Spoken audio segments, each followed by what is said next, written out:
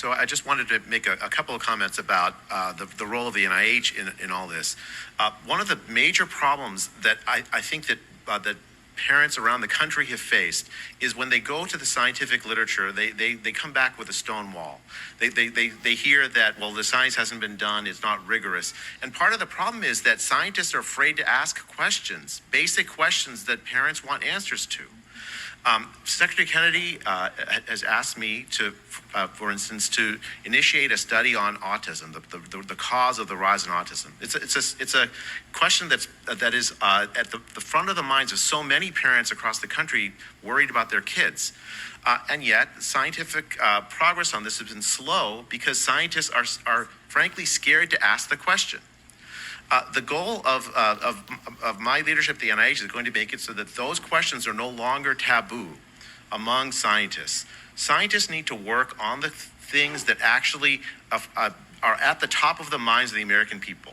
The mission of the NIH is to do research that extends the life expectancy and improves the health of the American people. And that's exactly what we're going to do. Since 2012, the United States has seen no increase in life expectancy, none.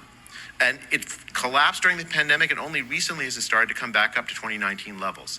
That is a situation that is a catastrophic failure of the American public health system, and it frankly is also a failure of American scientists to address the key drivers of this enormous chronic disease crisis we're facing.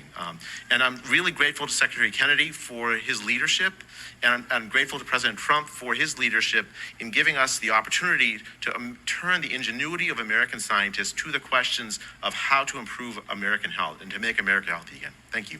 What the director of the NIH is saying is not true. He's trying to gaslight the public into thinking that scientists either don't care or they're afraid to ask questions because of some nebulous threat that's happening, when in fact we spend about $300 million a year on autism spectrum disorder research from government funding, and over 5,000 research papers were published last year on autism spectrum disorder, and many of those studies look into environmental factors that could contribute to developing autism spectrum disorder. We know that there is a strong association between being exposed to air pollution and developing autism spectrum disorder. We know there are a lot of different genetic markers that are associated with developing autism spectrum disorder.